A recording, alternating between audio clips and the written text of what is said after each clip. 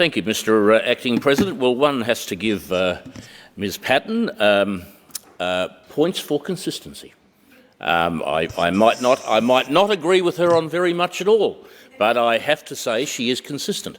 And indeed, we have to view her consistency, or we have to view her this bill rather through a prism of her consistency, knowing full well that the ultimate goal is to legalise all drugs in the state, and indeed to normalise all drugs in the state.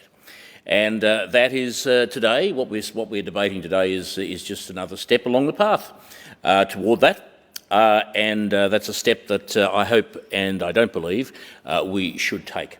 Having heard Ms Symes' comments a moment ago about the government's plan of action, it seems that history does repeat itself, because we have seen in this place before Ms Patton put up proposals which have been knocked back by the government, only to see the government a short time after pick it up and run with it. And don't be at all surprised, and I say this to every Victorian, don't be at all surprised if after the election, but after the election, don't be surprised if this government moves, if it's re-elected, and that's a fairly big if at the minute, but if it's re-elected, do not be at all surprised to find that there is a bill legalising drugs in Victoria. Do not be surprised. Now, you know, unfortunately, Ms Patton's not going to be here to enjoy that. But don't worry, it will come. And of that I have no doubt at all. Now, I am acutely aware of the tragedy that drugs brings to individuals who use the drugs, to families, perhaps in particular, who are so dreadfully affected by having a family member using drugs, particularly heroin and ice in particular, and we've seen ice users interstate in particular, but perhaps almost certainly in Victoria as well. We've seen ice users actually kill members of their own family whilst on ice, and you know, I cannot begin to imagine the tragedy that people would feel, the devastation that they would feel, not having just lost the family member who has been killed by the ice user, but the ice user, him or herself, would very much be gone as well. So they in fact would be losing two members of their family, and we just have to go back a few years to the coach of Adelaide, the Adelaide Crows, in South Australia, who was murdered, as I recall, by his son, who was on ice at the time. And that was a very high-profile case, of course. There are many others that are not so high-profile and we don't hear about. And I just really struggle to come to grips with the pain that people in that situation would feel.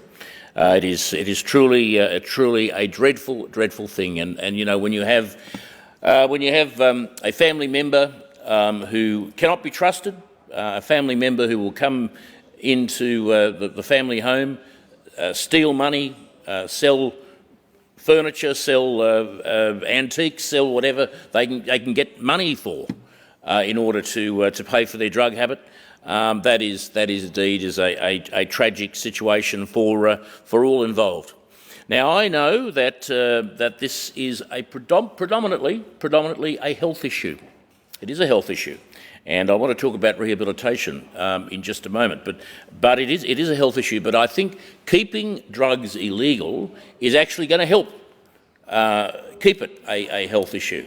And that might sound contradictory, but it's not. It's not, because what we are doing is we are saying to people, we are sending a message to people, and everybody should be aware that whenever we pass legislation or reject legislation in this place, in this Parliament, we are sending a message to the community. We are sending a message to the community, and if we were to pass a a bill, for example, this bill to legalise drugs, although it doesn't completely, although the next one I'm sure will. If this legislation was passed, we would be sending a message that this parliament thinks that taking drugs is fine. That's what we'd be saying. That's what we'd be saying to the community, and that's how a lot of people would take it. That's how a lot of people would take it. I've spoken to people who've done certain things over the last few years, and they said, "Oh, it's all right. The Parliament says we can." Now, that's what they say. That's what they say. It's the law. They say it's the law. The Parliament says, the government says we can do it. Now, this is what would happen if you've got somebody. Of course, it leads to full legalisation. That's the end game. That's the end game that Ms. Patton is pursuing with some vigour, I might say, and has over her time in this Parliament. But I would hope that we would put as much, if not more, work and effort into the rehabilitation process than we do the legal system. I think it's really important. I think it's really important that we get people off these drugs, given that there's, generally speaking, not much hope for them, particularly with ice and heroin and some of the other drugs. There's not much hope for them if they remain on them, and we need methods that work. And I don't know if this has been used, but Ms. Terpstra was talking before about getting off the dreaded tobacco, and I know personally how difficult that is. It is very, very hard, and I tried for many years to give up cigarettes, and I thought I'd succeeded until I had the next one, and it was all over, Red Rover, and I was back on the damn things. But I went to a hypnotherapist up in Gisborne, in fact. I went to a hypnotherapist, and I haven't had a cigarette since. So I'm standing here to suggest that hypnotherapy may well be an answer to at least some of the problems that drug users have. It's worth a try. It's worth a try, and I don't know if it's being tried by others, but certainly it worked for me. And the fact that the hypnotherapist remained in business tells me that it worked for other people as well. So I would suggest that that is worth something. That's something rather that is worth having a look at. In fact, I think anything is worth having a look at that might get people off these drugs. Unfortunately, making them illegal is not going to do that. It's not going to do that. In fact, it'll just make the situation worse, and that's not something that I think any of us should be thrilled with. Now, the House is probably aware of my attitude toward drug dealers, and particularly toward drug lords, who sit in their mansions, driving their Rolls Royces and flying to the Bahamas in their private jets, all paid for from the pain and the suffering of kids and perhaps not so young kids on the streets of Melbourne or Sydney or Brisbane or wherever they may be. And I think that we really need to come down hard, perhaps harder than we have been, on drug dealers. You know, they have to be taught that if they deal in drugs, if they deal in death in the way that they are, then there has to be significant penalties for their actions. You know, there's none of this stuff where, and I've spoken to police where they brought dealers in and had them charged, dragged them to court. They've got a good behaviour bond, and they're out selling the stuff again out the front of the courthouse as the police are leaving. You know, that sort of thing is just nonsensical. It's just ridiculous. So we have to get fair income about this. A lot of people will say that we've lost the war on drugs. I would suggest to you that we never even fought it. We've never even fought it. So of course, if you go into a battle, if you go into a war, and you're not going to fight that battle, of course you're going to lose it. Of course you're going to lose it. We have to get fair income. We have to get fair income.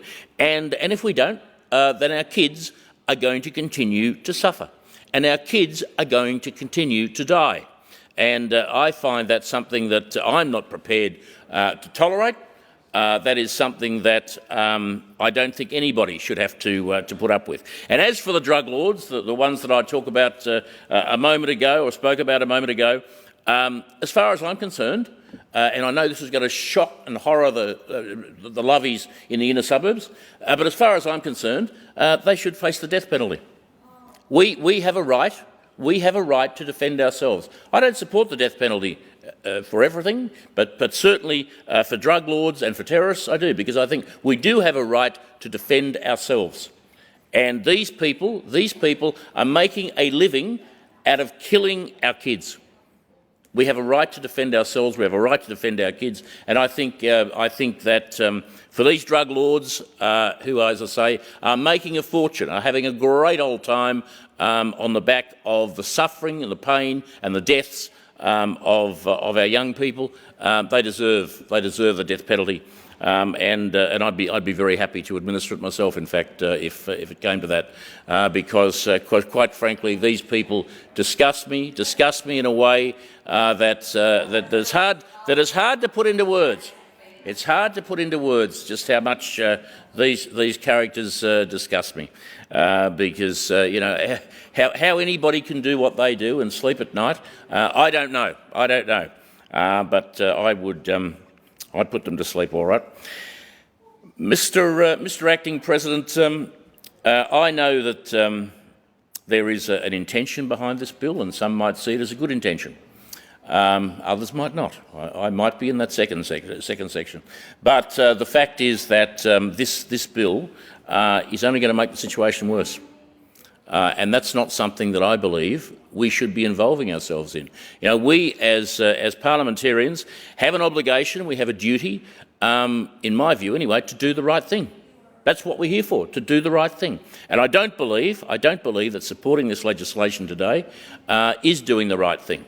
I think that the ramifications of this legislation, if passed, would have a severely detrimental effect on probably thousands of people. We would see people actually taking up drugs who otherwise would avoid it. You know, I've often wondered. You know, we talk about tobacco and cigarettes and so forth. I've often wondered how many people would take up cigarettes if they were illegal. Now, I'm not proposing that, but I just wonder if it would be more difficult. And it would save more people's lives. And you know, I've had friends who have died from lung cancer, smokers who have died from lung cancer. I've often wondered if making cigarettes illegal, so that you can't walk to your corner store, you can't walk to your supermarket and just buy a packet of cigarettes willy-nilly. I've often wondered if that would make it harder for people to buy tobacco, to buy cigarettes, and to harm themselves in that way. I don't believe that allowing drugs, illicit drugs, onto our streets, into our stores, presumably. I do not believe that is the way that we can help people. You know, you do not help people get off drugs by making them easier to get. It just doesn't make sense at all. So I will not be supporting this bill today. The opposition will not be supporting this bill today, and I'm very, very pleased about that. And I will continue my efforts wherever I can to fight the evil of drugs. I know, indeed we all know, the evil that drugs bring, and we all should do our very best to get this cancer off our streets, to put it away, and to ensure that our kids are safe from drug dealers, from people who are making huge sums of money off the back of the suffering of kids. This is something that we should all be committed to, and I suggest very strongly to members of the House that they join us in opposing this bill.